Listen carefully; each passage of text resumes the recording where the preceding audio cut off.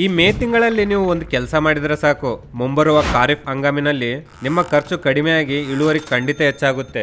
ಅದೇನಪ್ಪ ಅಂತಂದ್ರೆ ನಿಮ್ಮ ಜಮೀನಿನಲ್ಲಿ ಹಸಿರು ಗೊಬ್ಬರದ ಬೆಳೆಯನ್ನು ಹಾಕಿ ಭೂಮಿಯಲ್ಲೇ ಉಳುಮೆ ಮಾಡೋದು. ಈ ಹಸಿರು ಗೊಬ್ಬರದ ಬೆಳೆಗಳು ಬರೀ ಗಿಡಗಳಲ್ಲ, ಇವು ಗಾಳಿಯಲ್ಲಿರೋ ಸಾರಜನಕವನ್ನು ಎಳೆದುಕೊಂಡು ಭೂಮಿಗೆ ಕೊಡುತ್ತವೆ. ಅಷ್ಟೇ ಅಲ್ಲದೆ ಭೂಮಿಗೆ ಬಹಳ ಮುಖ್ಯವಾಗಿ ಬೇಕಾದ ಆರ್ಗ್ಯಾನಿಕ್ ಕಾರ್ಬನ್ ಹೇರಳವಾಗಿ ಒದಗಿಸುತ್ತವೆ. ಯಾವಾಗ ಮತ್ತು ಹೇಗೆ ಮಾಡಬೇಕು? ಮೇ ತಿಂಗಳಲ್ಲಿ ಮೊದಲು ಮಳೆ ಬಿದ್ದ ತಕ್ಷಣ ಡೈಂಚ, ಸೆಣಬು ಅಥವಾ ಅಲಸಂದೆ ಬೀಜಗಳನ್ನು ಬಿತ್ತನೆ ಮಾಡಿಕೊಳ್ಳಿ.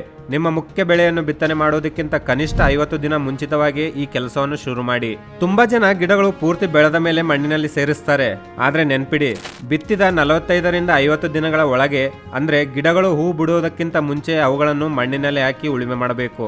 ಆಗಲೇ ಗಿಡದಲ್ಲಿರೋ ಸತ್ವಗಳು ಪೂರ್ತಿಯಾಗಿ ಭೂಮಿಗೆ ಸಿಗುತ್ತವೆ ಮತ್ತು ಗಿಡಗಳು ಬೇಗನೆ ಮಣ್ಣಿನಲ್ಲಿ ಕೊಳೆಯುತ್ತವೆ. ಹೀಗೆ ಮಾಡೋದ್ರಿಂದ ಭೂಮಿ ಹದವಾಗಿ ನೀರನ್ನು ಹಿಡಿದಿಟ್ಟುಕೊಳ್ಳುವ ಶಕ್ತಿ ಹೆಚ್ಚಾಗುತ್ತೆ. ಇದರಿಂದ ಮುಂದಿನ ಬೆಳೆಗೆ ನೀವು ಹಾಕುವ ರಾಸಾಯನಿಕ ಗೊಬ್ಬರದ ಖರ್ಚು ಕೂಡ ಭಾರಿ ಪ್ರಮಾಣದಲ್ಲಿ ಕಡಿಮೆ ಆಗುತ್ತೆ. ಇಂತಹ ಇನ್ನಷ್ಟು ಉಪಯುಕ್ತ ಕೃಷಿ ಮಾಹಿತಿಗಾಗಿ ಹಿಂದೆ ನಮ್ಮ ಚಾನೆಲ್ಗೆ ಸಬ್ಸ್ಕ್ರೈಬ್ ಆಗಿ.